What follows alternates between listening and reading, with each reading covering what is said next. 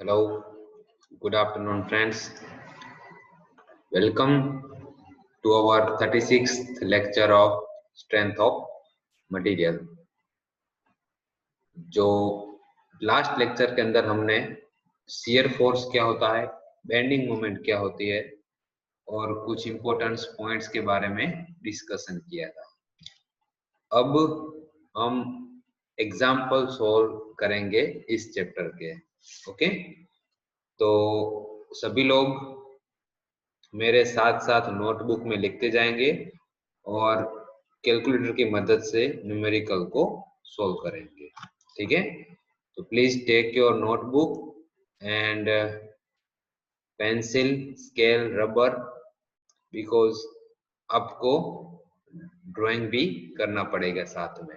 ठीक है, तो सबसे पहले आपको लिखना है આકૃતિમાં દર્શાવ્યા મુજબ સાદી રીતે ટેકવેલા બીમનો બેન્ડિંગ મોમેન્ટ ડાયાગ્રામ તેમજ શિયર ફોર્સ ડાયાગ્રામ દોરો. Draw the bending moment diagram as well as the shear force diagram of the simply supported beam shown in the figure. इस टाइप के जो न्यूमेरिकल हैं जीटीयू में पूछे जाते हैं 4 मार्क्स से लेकर 3 मार्क्स तक।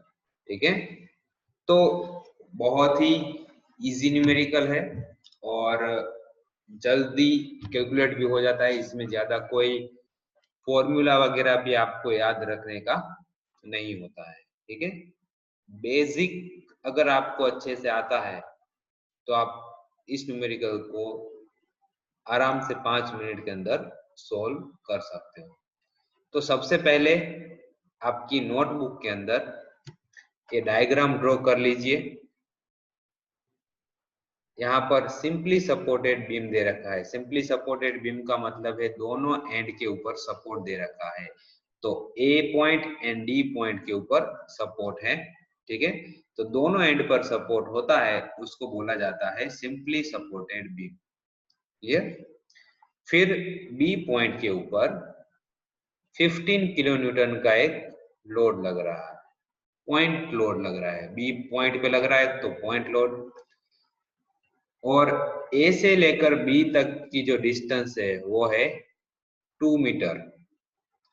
सी पॉइंट पे जो लोड लग रहा है उसकी इंटेंसिटी है 20 किलो न्यूटन और उसका ए पॉइंट से डिस्टेंस है 4 मीटर और बी पॉइंट से डिस्टेंस है 2 मीटर। अब देखो, अब यहाँ पर सी और डी के बीच में यूनिफॉर्मली डिस्ट्रीब्यूटेड लोड लग रहा है जिसको हम कहते हैं यूडीएल। तो यूडीएल कितने का लग रहा है? 20 किलो न्यूटन पर मीटर। ठीक है, और सी और डी के बीच का जो डिस्टेंस है वो कितना है? 2 मीटर।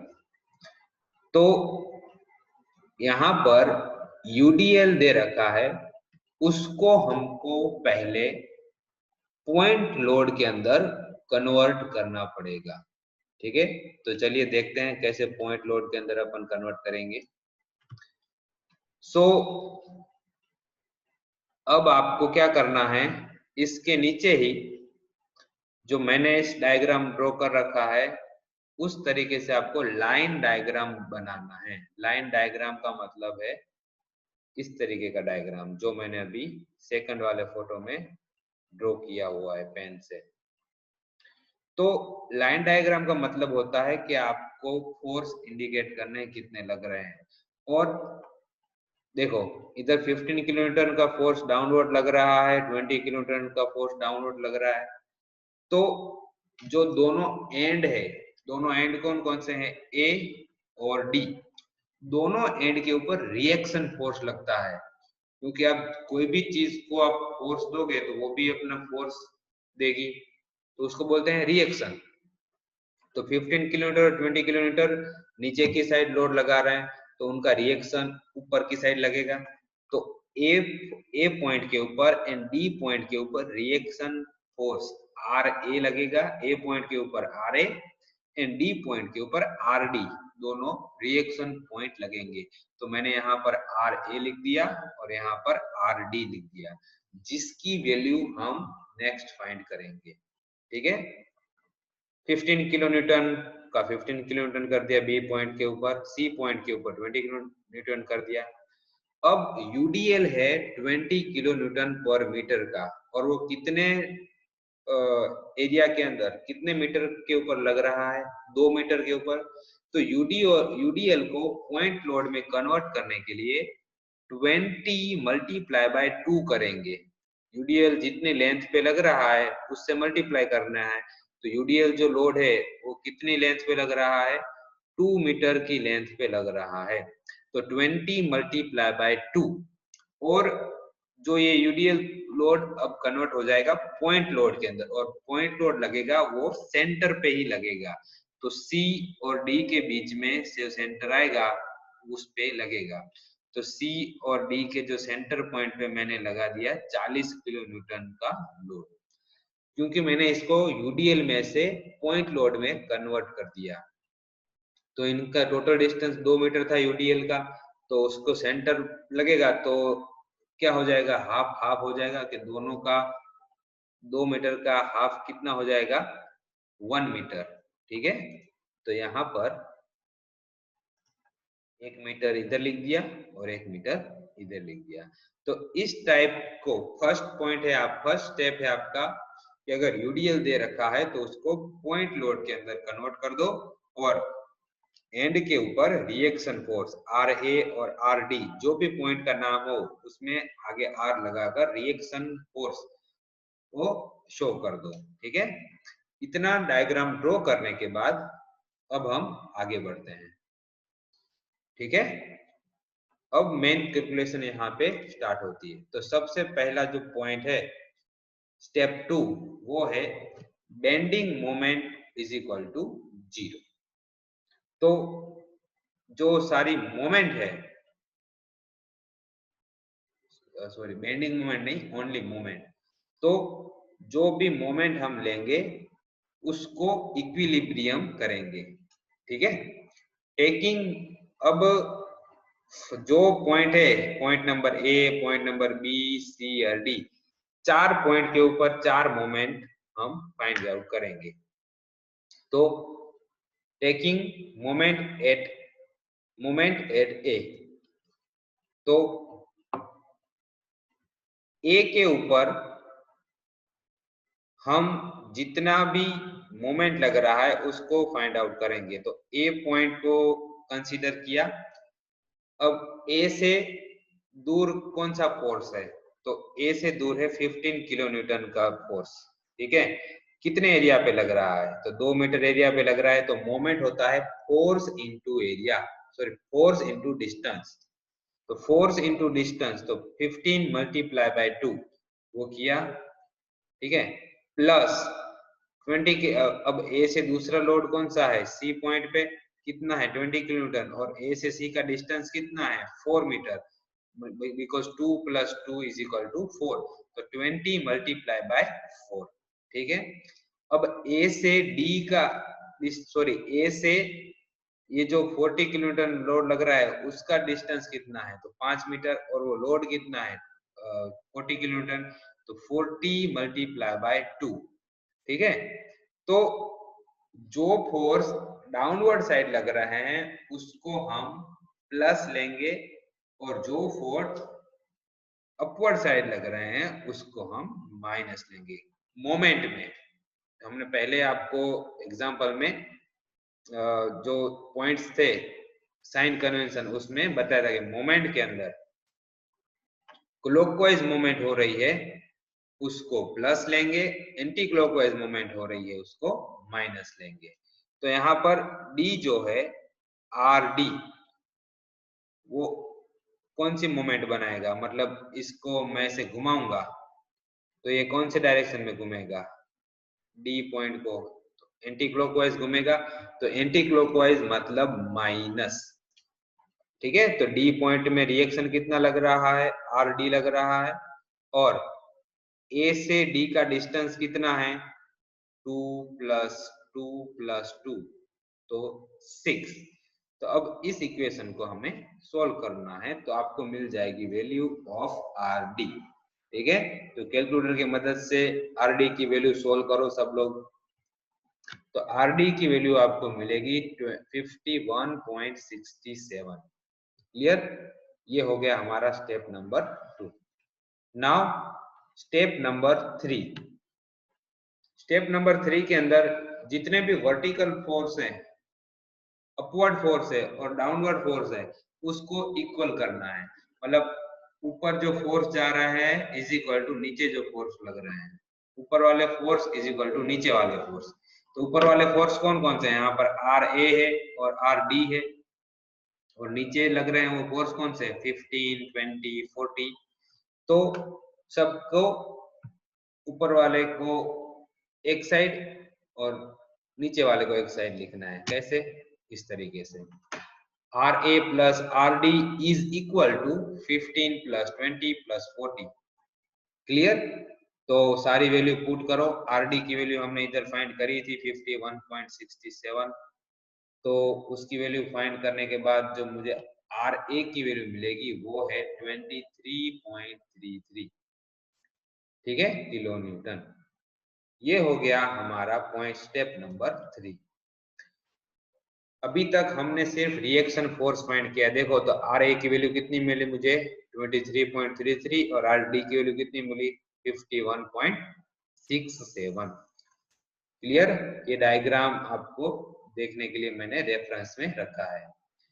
अब हमारी बारी आती है शियर फोर्स कैलकुलेशन करने की। तो हम लेफ्ट साइड से कैलकुलेशन करते जाएंगे। तो लेफ्ट साइड कौन सा है? ए पॉइंट है, तो हम ए पॉइंट, फिर बी पॉइंट, फिर सी पॉइंट, फिर डी पॉइंट, जो 4 पॉइंट है उधर ही कैलकुलेशन करेंगे। क्लियर? तो सबसे पहले शियर फोर्स की कैलकुलेशन में आएगा शियर फोर्स एट ए। तो देखो यहाँ पर shear force at A, force कौन से साइड लग रहा है? ऊपर की साइड। तो लेफ्ट हैंड साइड में अगर ऊपर की साइड अपन देखेंगे तो कौन सा साइन आएगा? प्लस। ठीक है, तो आर ए की डायरेक्ट वैल्यू हमको मिल गई 23.33। एक शियर फोर्स वैल्यू मिल गई। अब पॉइंट बी के ऊपर, तो पॉइंट बी के ऊपर आपको देखना है, एक तो आर ए है और आर बी है। तो आर बी कौन सी साइड जा रहा है? Upward side. तो अपवर्ड साइड की वैल्यू है प्लस, और ये 15 किलो न्यूटन है, वो कौन सी साइड जा रहा है? नीचे की साइड। तो वो कैसा लगेगा? माइनस। तो बी पॉइंट के ऊपर एस एफ में फाइंड कर रहा हूं, तो 23.33 माइनस 15 किलो न्यूटन, तो उसका आंसर मिला मेरे को 8.33। ठीक है, बी पॉइंट पे एस एफ फाइंड कर लिया। अब सी पॉइंट पे, तो सी पॉइंट के ऊपर रेफरेंस एक्सिस ड्रॉ करी, सेक्शन लाइन ड्रॉ करी, और सी के अब लेफ्ट साइड कौन कौन से फोर्स है वो देख लीजिए। एक तो आर ए है, दूसरा है बी, और तीसरा जो है खुद सी। तो 3 फोर्स हैं। तो 23 माइनस 15 माइनस 20, तो ये ऑलरेडी हमने फाइंड कर ही लिया था। तो 8.3 डायरेक्ट इधर लिख देंगे, माइनस 20, तो उसकी जो वैल्यू मिलेगी वो मिलेगी माइनस 11.67। क्लियर? आपको समझ में नहीं आ रहा हो तो फिर से मैं एक बार बताता हूं कि सी पॉइंट को कंसीडर करो। सी पॉइंट को कंसीडर किया, अब उसकी लेफ्ट साइड कौन कौन से फोर्सेस है? ए है, बी है, ठीक है, और सी खुद है। तो 3 फोर्स अगर ऊपर लग रहा है तो प्लस, नीचे लग रहा है तो माइनस। तो आर ए प्लस और बाकी 15 और 20 माइनस किया, तो मेरे को डायरेक्ट सी पे एस एफ की वैल्यू मिल गई, वो हो गई माइनस 11.67। अब बारी आएगी पॉइंट डी की।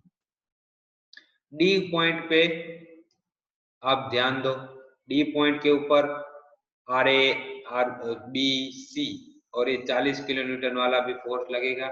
तो आर ए लग रहा है ऊपर की साइड, तो प्लस, माइनस 15 माइनस 20 और माइनस 40। तो डी के ऊपर जो total reaction force, sorry total bending, total shear force मिलेगा वो हो जाएगा माइनस 51.67। आपको डायग्राम देख देख कर ही सब सोल्व करना है। तो डी के आगे कितने फोर्स हैं? उसको ऊपर जा रहे हो तो प्लस लिखना है, नीचे जा रहे हो तो माइनस लिखना है, बस। ठीक है, तो डी के ऊपर शियर फोर्स मिल जाएगा। तो shear force is at D is equal to -11। अब अगर आपको शॉर्टकट लेना हो तो डायरेक्ट आपने पहले जो फाइंड किया था वही इधर लिख दो, और जो नया वाला फोर्स इंड्यूस हुआ है उसको माइनस कर दो या प्लस कर दो। तो मैंने इधर तो हाफ तो मैंने सोल्व कर ही लिया था, तो -11.63 को डायरेक्ट ही मैंने इधर लिख दिया वैल्यू के अंदर। ठीक है, तो ये हो गई हमारी calculation for the shear force. अब बारी आएगी बेंडिंग मोमेंट को कैलकुलेट करने की। तो जो फोर्स लेफ्ट साइड से अगर मैं कैलकुलेट करता हूं तो क्लॉकवाइज घूम रहे हैं तो प्लस, और एंटी क्लॉकवाइज घूम रहे हैं तो माइनस मोमेंट। मोमेंट में वो चीज ध्यान रखना। तो पहले हम मोमेंट लेते हैं एट द पॉइंट ए। ये बीम कैसा है? सिंपली सपोर्टेड बीम है। तो सिंपली सपोर्टेड बीम के दोनों एंड के ऊपर बेंडिंग मोमेंट जीरो ही होगी। मतलब M A moment at the A will be zero and moment at the D will be zero. वो मैंने आपको इंपॉर्टेंट पॉइंट्स के अंदर बताया था कि सिंपली सपोर्टेड बीम के दोनों एंड पर, कैंटिलीवर बीम के फ्री एंड पर बेंडिंग मोमेंट हमेशा जीरो ही होती है। तो आपको ये आंख बंद करके अगर एंड सिंपली सपोर्टेड के हैं तो दोनों एम ए और एम डी जीरो ही लिख देने का है। अब हमारे पास कितने पॉइंट बचे? दो ही पॉइंट बचे, point B and point C. तो पॉइंट बी के ऊपर बेंडिंग मोमेंट फाइंड करेंगे। तो बी पॉइंट के ऊपर आप आपकी सेक्शन लाइन इमेजिनरी करो। ठीक है, अब बी पॉइंट से लेफ्ट साइड कौन सा फोर्स आ रहा है? ए आ रहा है, और कितने डिस्टेंस पे है? 2 के डिस्टेंस पे है। तो moment is equal to force into distance. Force है अपना 23.3 और डिस्टेंस है अपना 2 मीटर। तो 23.3 multiply by 2 is equal to 46.6। तो ये किस तरीके से घूमेगा? अगर ए को मैं उठाऊंगा तो इसकी रोटेशन होने की डायरेक्शन कौन सी होगी? इस एरो को मैं इस तरफ ऐसे ले जाता हूँ। ठीक है, तो इसके रोटेशन किस तरफ होगा? क्लॉकवाइज घूमेगा। तो प्लस वैल्यू यहाँ पर 46.6 की मिली। अब बेंडिंग मोमेंट मुझे लेनी है सी पॉइंट के ऊपर। तो सी पॉइंट के ऊपर अगर बेंडिंग मोमेंट मुझे चाहिए तो इससे पहले कौन कौन से फोर्स लग रहे हैं? तो देखो, आर ए और इस आर ए और सी के बीच का डिस्टेंस कितना है? 4 मीटर। तो आर ए इंटू 4। ठीक है, ये हो गया। अब आर ए क्लॉकवाइज लग रहा है। अब बी फोर्स बी पॉइंट आ रहा है, तो बी पॉइंट है 15 किलोमीटर। वो डाउनवर्ड लग रहा है, तो डाउनवर्ड अगर वो लगाएगा तो एंटी क्लॉकवाइज घूमेगा।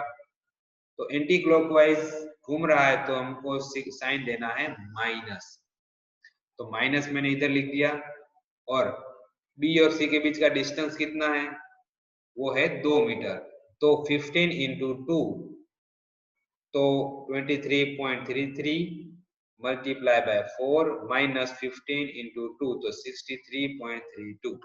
ठीक है, तो यहाँ पर सी पॉइंट तक हमें बेंडिंग मोमेंट फाइंड करनी है, क्योंकि ए और डी पॉइंट की तो ऑलरेडी जीरो हो चुकी है। तो बी और सी, तो जैसे यहाँ पर आपको पॉइंट दे रखे हो उन्हीं पॉइंट के ऊपर बेंडिंग मोमेंट फाइंड करनी है। ठीक है, तो यहाँ पर जो यूडीएल है उसको अभी कुछ नहीं करना है। क्लियर? तो ये हो गया आपका पूरा डायग्राम, वैल्यू एसएफ और बीएम की। अब जो वैल्यू मेरे को मिली, ये जो पॉइंट पे 23 है, 8.33 है, -11.67 है, -51.67 है, ये जीरो है, 46 है, 63.32 है। तो इन सबको मैं एक ग्राफ के अंदर प्लॉट करूंगा। तो उस ग्राफ को बोलते हैं shear force diagram and bending moment diagram. तो ग्राफ कैसा बनेगा? आपको एग्जाम के अंदर ये ग्राफ बनाना है, क्योंकि जो आपका अगर 4 मार्क्स का न्यूमेरिकल होता है तो 2 मार्क्स आपकी कैलकुलेशन के और 2 मार्क्स आपके ग्राफ बनाने के मिलते हैं। ठीक है, तो यहाँ पर देखिए, फर्स्ट तो आपका जो क्वेश्चन था उसी को ही आपने किया होगा ड्रॉ। अब इसके नीचे ही आपको प्रोजेक्शन लाइन लेकर दो और स्पान बनाने हैं। एक स्पान शियर फोर्स के लिए और दूसरा स्पान बनेगा बेंडिंग मोमेंट के लिए। तो इसके नीचे ही दूसरा एक डायग्राम आप बनाओगे तो उसके अंदर देखो ए पॉइंट के ऊपर आपको मिला 23.33, ठीक है। तो आपने उसको इधर शो कर दिया 23.33, ठीक है। फिर इधर कुछ है नहीं तो सीधी स्ट्रेट लाइन जाएगी। मैंने आपको बताया कि कुछ फोर्स नहीं लग रहा हो तो स्ट्रेट लाइन ड्रॉ कर लेंगे।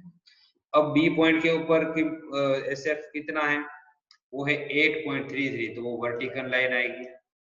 अब इसके बीच में कुछ नहीं है तो सीधा वापस स्ट्रेट लाइन। 20 पॉइंट के ऊपर कितना है तो -11.67, तो वापस से नीचे जाएंगे वर्टिकल -11.6। अब जहां पर यूडीएल है, यूडीएल पे शियर फोर्स इंक्लाइन लाइन रहता है। तो डी पॉइंट के ऊपर आपको मिल रहा है -51.67। तो इस तरीके से आप इंक्लाइन लाइन ड्रॉ कर दीजिए और वापस इसको यहाँ से जोड़ दीजिए। तो इस तरीके से आपका ये पूरा जो डायग्राम बन गया, इसको कहते हैं शियर फोर्स डायग्राम, ठीक है।